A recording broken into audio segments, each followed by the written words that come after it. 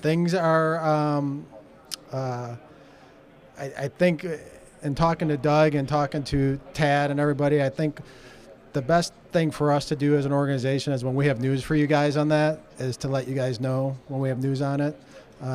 There's still a process that needs to be played, but I think you guys know how we feel about him, and we want him here. We're going to try to get him here and keep him here one way or another. So I think I'll leave it at that. I think the best thing for us, D-Rock, is when we have news for you, we'll let you know. For all parties involved, and for Yannick's sake too. We're not going to pick up his option, no. You know, to be honest with you, when we did the deal last year, we knew we'd have to have a well above. We knew it'd be a long shot, and it was really just to prorate some of the signing bonus that we did last year for him. But he would still be a guy that we'd have interest in bringing back at some point in time.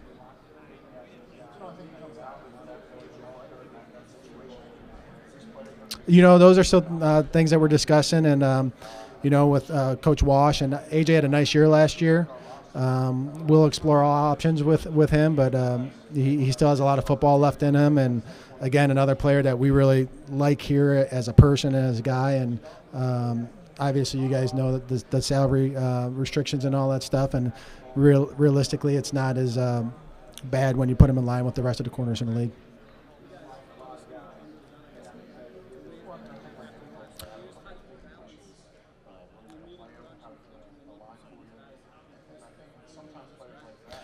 I think we always feel like we're under the gun, and with all the articles, you're right, D-Rock, about us being under the gun. It's hard not.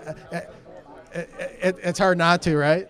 So, no, it's always. This is a win now league. Obviously, when we first got here 7 years ago, we knew we had our work cut out for us. Every year since then, we've had our work cut out for us, and I think we want to win this year, and we'll do the things necessary to put the best team on the field, and all options are on the table, and we feel like come September, regardless of what happens and who's on this team, that we'll feel like we're a more improved team.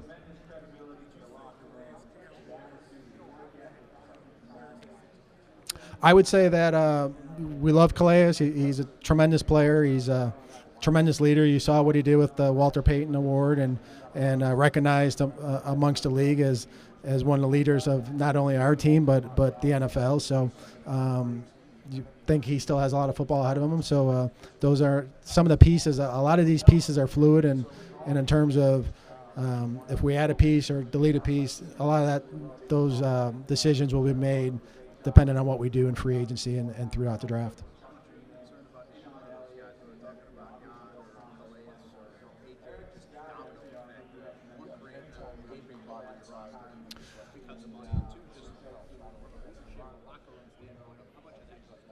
Well, all three of those guys are tremendous competitors, tremendous leaders. So if we do happen to not have one of them or two of them or three of them, we got to replace them somehow. We have some young guys that we think can step up, and Josh Allen, and we got Miles here who took on some leadership roles last year, Ronnie Harrison and Jared Wilson, and those guys are good leaders. So I think if you're a good player and you produce, you have the ability to be a good leader. And I think we have some young guys that can take on that role. Obviously, guys that we bring in, those are some of the traits we'll look for too, to add to the guys we have here.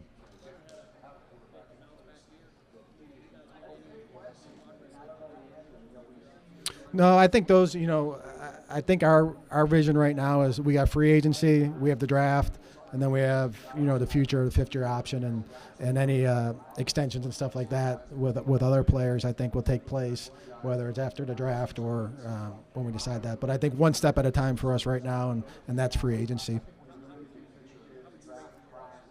I think he had a very nice year. I mean, I think he was trending in top 3 in the league from yards from scrimmage, and I think he had close to 80 catches and ended up finishing 6th in the league and yards from scrimmage with missing the last game. Probably would have finished definitely in the top 5. Well, so far I haven't seen him. So outside of interviews going a little bit later, last night and tonight, but I think it's just been spread out. I look forward to the workouts being at night, and I always said that we were stuck in that interview room from like 7 to 11 o'clock at night, and it was hard because you had to keep such strong focus. At least with the workouts, you can get up and walk around and get a cup of coffee and not have back-to-back interviews. So I think the interviews are during the day now and in the morning. But the first 3 or 4 days have been similar with the weigh-ins in the morning, and we'll do a lot of our other meetings throughout the day, and then at night have the workouts.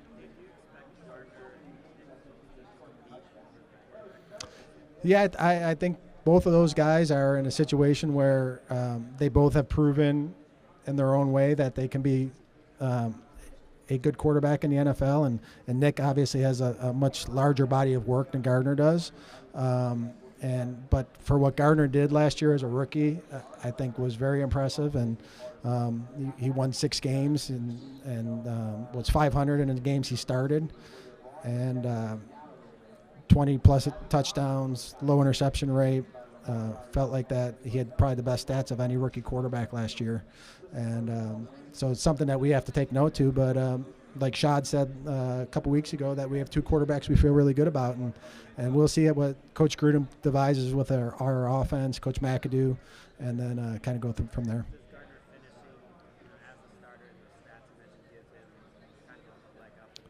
I wouldn't say it gives them a leg up. I think every year is a new year, and you hope that every player takes a jump up, and that's not just Gardner, but that's Nick too, and another year being in Jacksonville, and we'll see how that plays out. Well, no, I try not to, but I think the one positive of that, and there was not many, and especially for Nick and his family, and for what he had to endure, not only in that game but throughout the season, and trying to come back, and he did a tremendous job fighting back. But it did allow us to find that we do have a guy in Gardner that we feel like if we need to, we can build around and win with.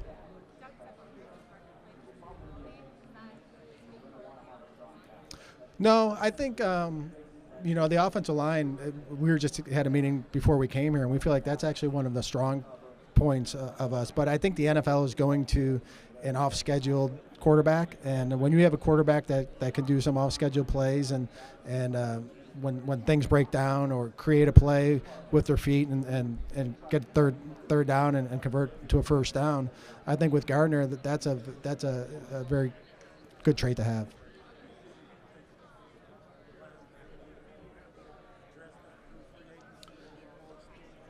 Yeah, I think we'll address not only that position, but I think we'll address every position. And if it's not through free agency, it's through the draft. And if we can get better, we'll try to get better.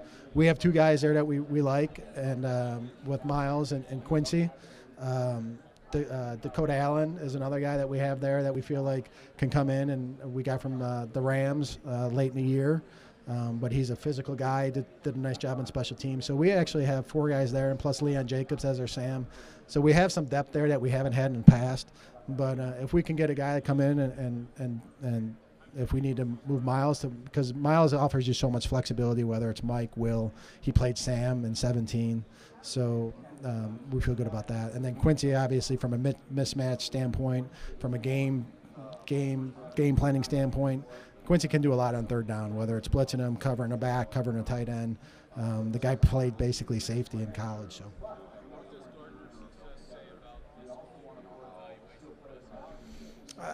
It's hard to say. I think the evaluation process is beauty is in the eye of the beholder. Teams draft because of need. Guys fall in the draft. We've had free agents, whether it's Keelan Cole or Alan Hearns, that fell through the draft. Clearly should have been drafted because they're high producers. And just because Gardner was what he is with us does not mean he would have been that with another team that may have taken him high. And we see that across the league. And you look at players that go into a specific situation and flourish because of whatever the situation is, whether it's the scheme or the coaching or the players around them. So it's hard to say the what-if games with the evaluation process, but we're happy to have them.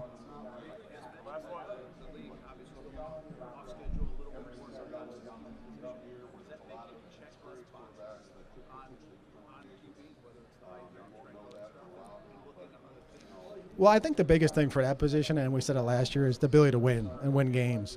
And Gardner's done that throughout his career, whether it was in high school, whether it was at Washington State, where they won 11 games the year he came out, and then last year for us. He's got an ability to lead a team and win games. And the same with Nick. I mean, Nick came in, won a Super Bowl with the Eagles, and has proven that over the course of time, and especially the last 3 or 4 years before we got him, had a very good winning record. So I think that's always going to be the number one thing. I think DJ had a tremendous year, and we're actually looking for some of our rookies last year to kind of take the jump. We always talk about Josh Oliver and Quincy Williams, where with an offseason, they need to take the jump and do what DJ did last year for us. And I think he's only tipped his level of what he can be. And he's a tremendous worker, tremendous kid, and I think having a taste of the Pro Bowl for him is going to make him even more hungry. Thanks, guys.